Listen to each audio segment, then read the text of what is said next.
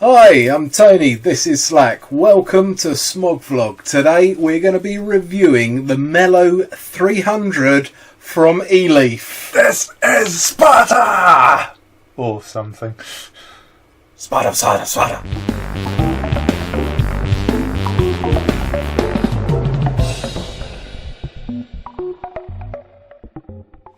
Alright guys, like the man said, yeah, the Eleaf Melo 300 tank, it's a beast, it's designed to be a beast, and it makes a welcome change for Eleaf to be using new coils as well, none of these EC coil heads that they've been using in everything for so long, they've gone for something new, and they've gone big, 100, 300 watts on the 0.17 coils, so yeah, they have gone big here. Bigger isn't always better, so yeah, do join us as we find out how it fares. But before we get into all that, if you haven't already checked it out, do check out the unboxing video, and there's also the RBA section video that Tony's kindly put up for us. Okay, so while the man's on his cup of tea and his lovely Hello Kitty mug, I'll be here to tell you that it's a 26mm diameter device, and it's available in 6.5 and 3.5 milliliter flavors, which we're going to discuss later when we get to So, moving swiftly along, we're going to start talking about the hardware. We'll start at the top of the tank and work our way down to the... Do you want me to say bottom or bottom? Bottom, because that's what it is. To the bottom of the tank. Okay, starting at the top, we've got the drip tip, and it's this black sort of Delrin-y POM sort of material drip tip, double O-rings, and it's alright. It's a little bit on the stubby side. Being honest, it's probably my least favourite thing of this whole device, just to sort of set you up for the review there. It's alright, it's not too offensive, but I prefer a slightly wider if we're going for a wide bore one, especially with all the airflow you got down bottom. I don't know, because wide bore is, I mean, if you're talking about the likes of a dripper, then yeah, they come wider, but we're talking about a tank here, which is a 26 meter. Yes, 26 millimeter. Why the fuck am I having trouble with that? It's a 26 millimeter tank in diameter. So how wide bore can it get with those dimensions? Well, 26 mil. But the point there is, Tony sort of alluded to. He's talking about comparing it to a dripper. 300 watts you could run this at, and that's where you do start, and you've got like really wide airflow, so you could start comparing this to sort of dripper but for a pre-built coil, but we're getting ahead of ourselves here. Anyway, that's the drip tip. It could be better, it could be worse, it's fine, it's serviceable. You get on alright with that? Yeah, good. We spent too long talking about a drip tip. Next up is ease of filling, and this is kind of a bit of a showstopper or a showrunner or something important. Show stealer. Yeah, something like that, because they've totally fucking knocked out of the park with this bastard. That is fucking brilliant. Yeah, it's by far. We had a chat. I was like, "This is the best filling system I've ever used." Fantastic. And yeah, it's like they fucking heard us, because we said ages ago that we wanted something better from them. They've delivered with this system, but also that kidney-shaped filler in the top. They've made it fucking bigger, which is brilliant. Yeah, I've not had a single, so I mean, obviously this is great, just being able to put it, you don't have to hold on to it, it's none of this awkward thing where it's going to swing around on a hinge, just clip it out, clip it in, click, click, done. But yeah, the kidney filling bit as well, I've not had a single air pocket, causing the juice not to go in. And that's, using glass or the plastic unicorn bottles, everything, it just works really, really well. So yeah, I mean, this is a 10 out of 10. I don't think there's room for improvement or need for improvement on the filling mechanism on here. I mean, just hark back to the days of bottom fill and how awkward it was, and it's just something you end up with this, and it's just amazing. So yeah, brilliant, well done. Okay, swiftly going over tank capacity, because I've already said we got the 6.5 milliliter version of it, as Slack has written in the doc here on the screen for me. Most of that is in the top, ladies and gentlemen. Yeah, it's not much room. In fact, the juice is at about that level now, where we're up to here, there's not much juice, and you get to the top and there's just all the juice sort of sits there. So you do need to get that 6.5. You do need to make sure you fill it to the very top, you know, to get the full life out of it. But 6.5 is a huge amount of juice. But again, you're going to need that if you're sort of, you know, vaping at, you know, close to 300 watts or whatever, you know, floats your boat. But yeah, if you're vaping at the lower end, you know, you've got that 3.5mm version, sort of makes it a little bit stubby. Basically takes off most of that top section. You know, it's sort of all hidden there. And it's still decent. Still decent. But not TPD compliant. Neither are. So continuing our journey down, we get to the glass here, and yeah, the glass is nice and tough. You know, we've had some tanks in the past where the glass has been quite flimsy. Same with the metal. You know, this is a nice strong metal, and unfortunately, Tony's going to kill me. I know this from experience because this tank is Tony's and has had 2 drops while I've been testing it. One of them wasn't too bad. It was only from about 1 metre and a bit high onto carpet, thin carpet at that, but that wasn't too bad. The bad one was from about 2 metres onto concrete. There is a slight sort of dink in it on the metal. Barely noticeable, it's fine. Shh, don't listen. But it survived. Both times I'm like, fuck, I broke the tank. Fuck, we need to review this. Fuck, it's Tony's. And both times I'm like, oh, that was pretty lucky. And yeah, it's a tough little bastard. So you know what? We sort of like talk on a regular sort of daily basis. Not once does he fucking tell me about these things until we're sitting on the sofa, so that I've got safety. I've got protection. See my reaction. No, they can see you beat me. So there's evidence. Oh, hold on. Right, what have we learned? Not to drop your stuff. Yeah, so the moral to that story is this is a really, really tough construction. Not only the construction of the materials, you know, the design where the sort of you've got the coil which the chimney locks into nice and firmly from the top and the bottom. Now it's kind of that design where you take the top off, you know, it's loose and the glass should pop out, but it's just done in such a way that doesn't happen. And the only times you're doing that anyway is for changing the coil, which takes up most of the tank, so it's a real non-issue. But when it's all together, it is a really, really solid tank. Right, so moving over to coil options, nice and quick for you. We have the ones that are included in the box. You get 2 of them, the Sextuple ES 0.17 ohm coils, and also available is the ERLQ coils that come in at 0.15 ohms. Yeah, at the moment they're the 2 types of coils that are being heavily pushed for this. In fact, the only ones we can find. But there are listed on the box for these 2 other types of coils as well. So hopefully we'll see those in the future. There's a 0.3 ohm and another 0.15 ohm coil. So yeah, it'll be interesting when we get our hands on them. We'll see what they perform like.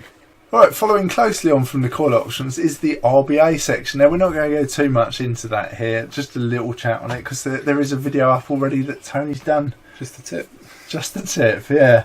Tony's already put the video up, so if you're interested in RBA sections, building your own coils for it, it's definitely worth checking out.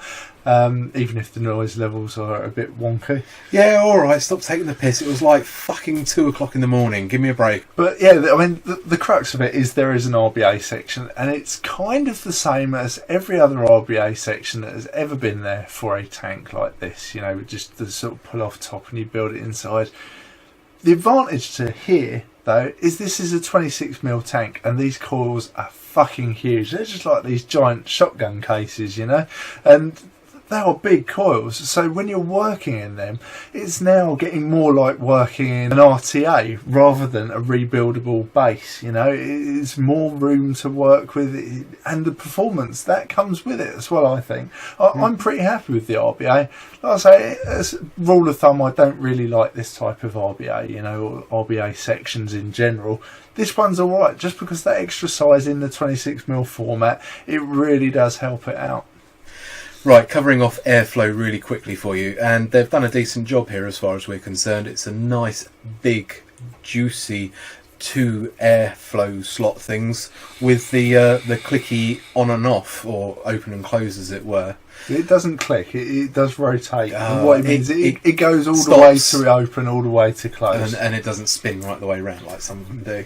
Yeah, at the moment this is working great. We've had some incidents where on like maybe an RX 200, something like that, where it's sort of round a flatter top rather than something you can get to the sides easy, where it's been a bit difficult to adjust, and I end up like unscrewing the device from the atomizer from the mod, and then try to unscrew the glass. Yeah, there it is. Yes, well done.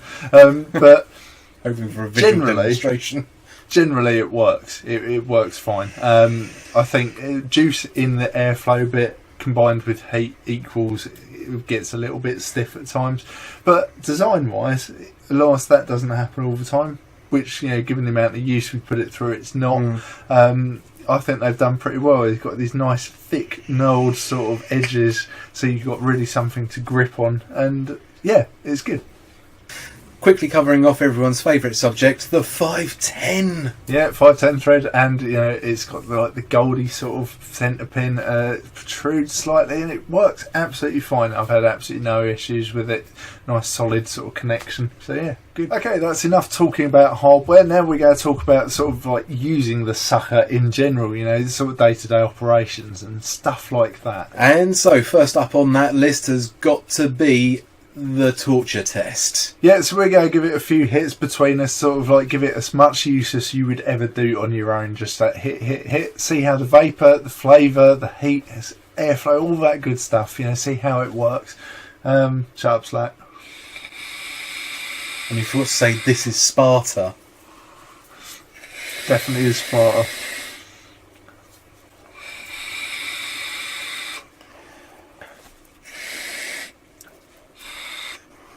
It's getting hot.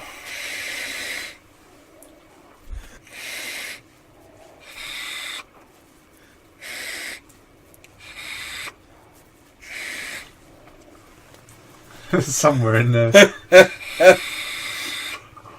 Totally forgot to say during that we were using the ES, ER, ECR, ER, the ERLQ 0.15 ohm head.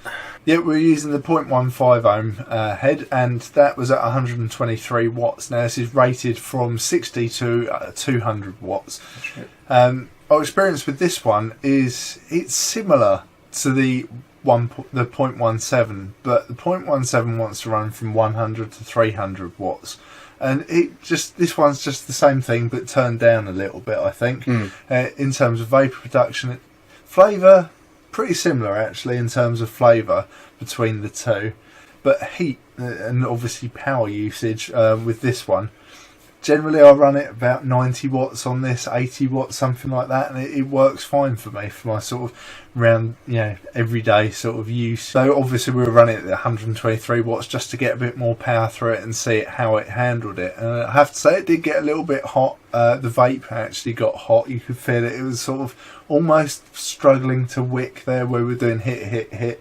I think it would have liked a little bit more time between hits, which is what most people are going to be doing anyway. That's quicker than we hit it. The 0.17 does hold up a little bit better under the test, that sort of test, because it's kind of what it's designed for. The other point that's worth making here is that the juice that we're using in it is one of these American e-juices that are quite thick, quite viscous, so that will sort of not help it wick as quickly as it should, because it's just thicker and gloopier. 80-20 juice, and quite a sugary one at that, so they don't wick as quickly, so we would kind of expect that. But it still handled it, and certainly just through normal operation I've had absolutely no wicking issues, no dry hits or anything like that. So yeah, they're good. Both of the coils are good. My favourite coil of the two though would be the 0.17s. Now I tend to run them between 100 and 120 watts. I don't go up to the 300 watts. The coils can handle it, but I don't need to vape that high. Even when vaping at the 100 to 120 sort of watt range, after a few hits on normal vaping, not like a torture test, the bass the base down here where the airflow is gets so hot. It gets like burn your hands hot. But up top, the drip tip, the filling mechanism, the glass, that doesn't get hot. You know, there's a tiny bit of warmth gets up there, but it doesn't get hot. So in terms of actually vaping, the bit you put to your lips, there's no heat problems there. That's from either of the coils. Okay, trying to get this back on track and to form some sort of order to what we're doing. Obviously, we've talked about heat and you've seen the vapour production, but yeah, flavour. The flavour from these coils is really good. It is certainly not the best that's out there. You know, there are other things that will beat it, but the flavour is good. It's definitely very good, and it's very consistent throughout the life of the coil. You know, the flavour doesn't sort of taper off, you know, sort of as you're vaping it, and yeah, throughout the life of the coil you get really good flavour, nice and consistent, and yeah, just nice. Which is a brilliant segue to the coil life that we've experienced with these two coils, or the two types of coils that we've been testing within the Melo 300 for the time that we've been testing it, which feels like longer than usual that we've been testing this for, which is probably about right. So the two coil types that we've had about 2 weeks worth of use out of both different types for all the time that we've been using it. Like I said, I mean, we've been using it for longer, testing it for longer than we would normally do for a review that we're going to do. But the coil life, yeah, good.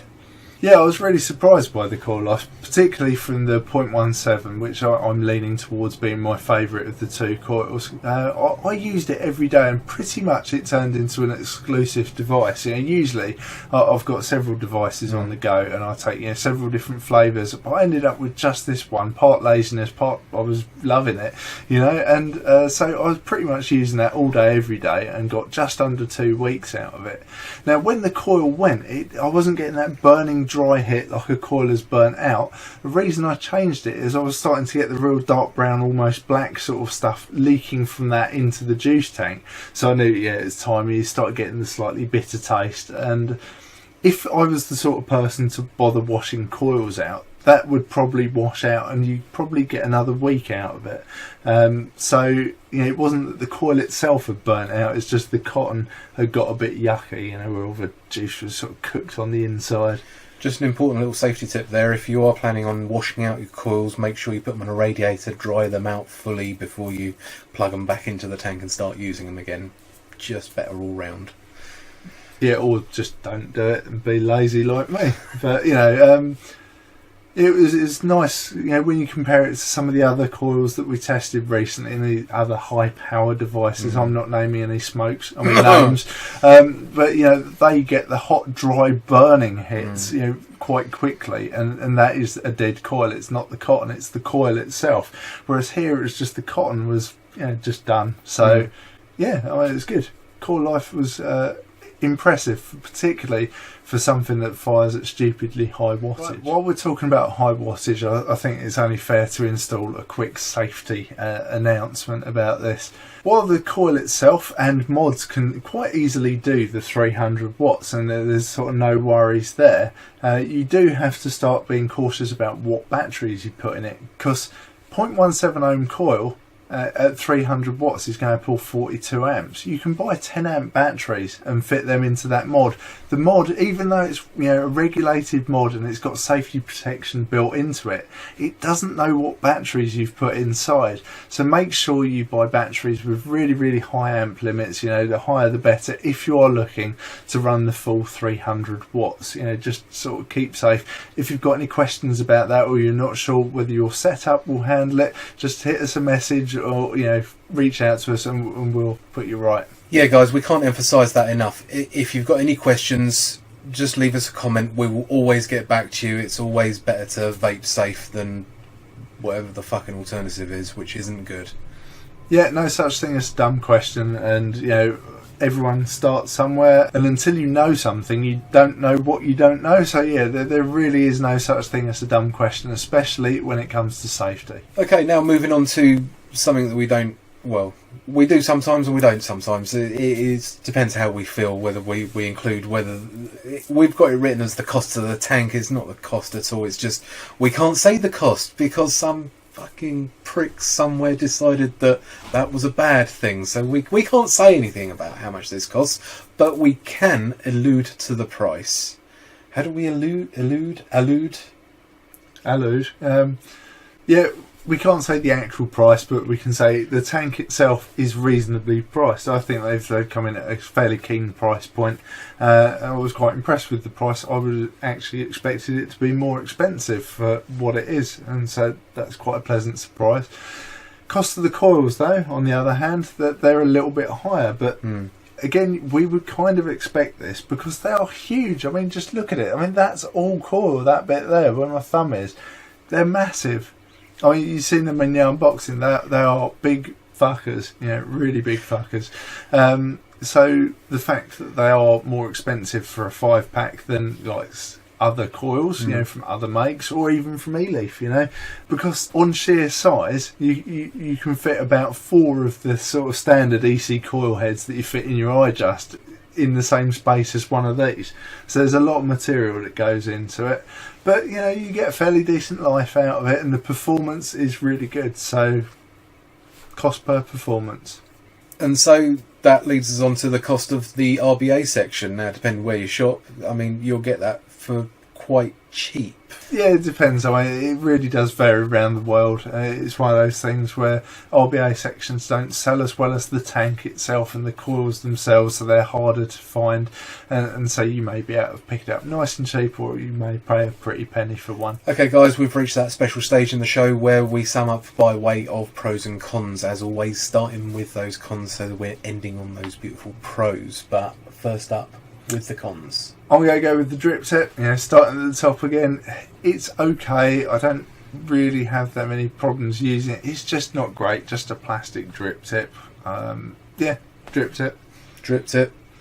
Next up is the fact that it has to be used at such a high power will kill your battery quicker than normal.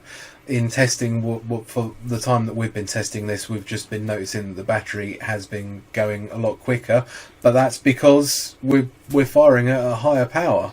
Yeah, I mean, it comes with the territory, and it's exactly what you would expect. I mean, it's almost not a con, because you should kind of expect that, but I just found it a bit inconvenient. RX200, having to charge that twice a day, to vape on this thing, but that was only about the 120 watt mark. If you are vaping it at a higher wattage even quicker, it's kind of obvious. It's kind of not a con, because it's just Ohm's law. That's how it works, but it's just worth mentioning. Next up on the cons list has got to be the heat that appears at the base here around the airflow adjuster. It gets proper hot down there, so burny hands sort of time. Luckily though, it's saving graces up top where it really counts, where your lips go. It doesn't get hot, so it's given the choice of 2, that's where you want it. It's another one of those sort of cons that is sort of like goes with the territory, because if you think you've got 4 coils in one of these heads that we've been using for the testing, and those coils are situated so close to the fucking glass, there is literally a gnat's whisker in between the glass and the coil inside the tank. Heat is going to disperse through its quickest distance, and that's at the base, unfortunately, so just remember not to fucking hold it after you've been using it at the base. That sounds bad. And lastly, guys, for the cons for this tank is the adjustable airflow selector at the bottom. Now, we had a couple of issues in testing where we tried to adjust the airflow. I think when I tried it, it was after I've been using it, so the base of the tank was getting fucking hot, and I had it loaded on an RX200, so it was flat topped, and it was just fucking stiff to try and adjust. Yeah, I had exactly the same experience again on an RX200, and I ended up trying to unscrew the glass and take the atty off, but generally it is pretty good. It's quite a good design, when it's not locking up, it works really well. Right guys, like we've been promising you, on to the pros. Yeah, so I mean, you've got that mega, power, like borderline dripper sort of power in a tank with pre-made coils. It's got to be the biggest pro here. If people want to blow huge clouds and they want these high-powered devices, nice and simple, and it works really well. 100 to 300 watts on the 0.17 coil. Brilliant. Next up on the pros is that top filling system, that on, off, and that larger kidney shaped fill hole that they've installed on the top. Fucking brilliant. Just alleviates any fucking problems you've got. Yeah, probably the best filling system on any atomizer, I would go as far as saying at the moment. Next up on the pros list has got to be the airflow. Right? It's just tempestuous. You've got 2 massive gaping holes at the bottom and a fairly wide bore drip tip. So, you know, all in all, good airflow, which is what I like. And last up for the pros that we've got on the list for you is the fact that they've got available that RBA base for you, which is going to appeal to a whole different section of people out there that don't necessarily agree with the higher price that Eleaf are charging for the coil heads. It just creates the opportunity for a whole different set of people to say, right, fuck it, I'm building my own, how I want them. Yeah, and that's it, how I want them. Because, I mean, this device, this ATI, has basically been geared towards people who want to chuck clouds, high-power vapours. You know, we've got coils that range from 0.15 up to a massive 0.3 ohms. You know, so they're all them real sub-ohm coils, which is fine for me. That's exactly what I like. But, you know, there are people who don't, and so you'd think that would rule them out. Introduction of the RBA head, you've got a 6.5 milliliter tank that, you know, you can build your own coils. Want to run something at 30 watts? Great, go for it. Build something in that RBA section, and you've just got a really nice tank with a great filling system. It's brilliant. Okay, guys, so summing up for the Eleaf Melo 300. What can we say about their newest addition to their tank lineup? It's fucking fantastic. They've done a brilliant job here. It's almost like they've been listening to us. Again, I've said this in another review, but it is almost like they've been listening to us and heard what we've said. They've amended or changed how the filling goes in the top. They've given us that larger kidney shaped fill hole so we don't get air bubbles stuck and fucking e-juice goes everywhere. They've listened to us about the airflow adjustment valve on the bottom and how it clicks into position. It's great. Yeah, it's welcome change as well to see Eleaf finally step away from the EC coil heads. Don't get me wrong, they're good. We really like them. We use them all the time for like reviews and stuff. But, you know, it's nice to see a new format, and bloody hell, they've gone for it. You know, they've gone from these tiny coils, like I said, 4 times the size. You know, these just ginormous beasts, and yeah, it's good. I think they've done really well with it. I really like it. It's Tony's tank, and I think I'm buying one as well. I just really enjoyed using it. Okay guys, that about wraps it for this review of the Eleaf Melo 300 for you. We hope you like what you're seeing and what we're doing for you. If you do, drop us a like, do the whole subscribe thing please, it helps us out a lot. Also follow us on the social media, Facebook, Twitter and Instagram, because we are quite chatty. Yeah, if you're on social media, please give us a share, because sharing is caring. If you've got any questions about this or anything else, hit us up in the comment section below. Find us on social media. But for now, guys, this is SPARTA!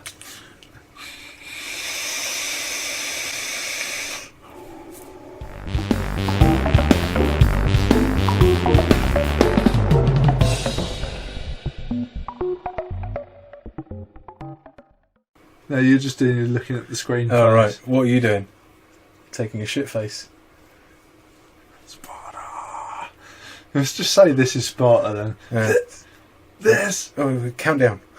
3, 2, 1. This is Sparta! Simple as that. Simple as that. I mean, like, the cotton in these coils would hold more than 2 mil. Like, these coils are huge. Yeah, I'll just waggle the box and explain that Tony's done a video. Tony also wants a vape. Yeah. Tony also wants to not forget about his cup of tea. Tony needs to stop talking about himself in the third person. Fuck that cunt. What does he know? Go on, alright, head in the game. 4th and 5th people are okay.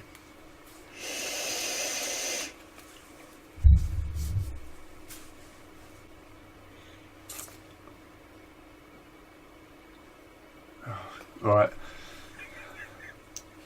Like, to be a 4th person, you'd have to be like, I heard someone talking about that Tony bloke.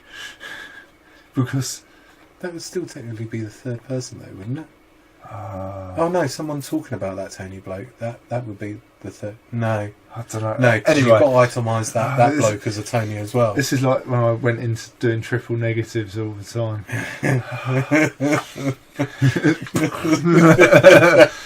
Crash alert. It isn't not that I don't like triple negatives. I don't know anymore. Right. Oh, filming a video, yeah, let's do that. That's what we do. Yeah, I always remember what you first told me when I started growing a beard. What? I don't like it. It Tickles when you kiss? no, it tickles my balls. I think either your beard is better, it suits your face now, you're older more. I've grown into my beard. Yeah, your face has grown into it. But yeah, the grey pubes look is a bit interesting. Mm. I better juice up.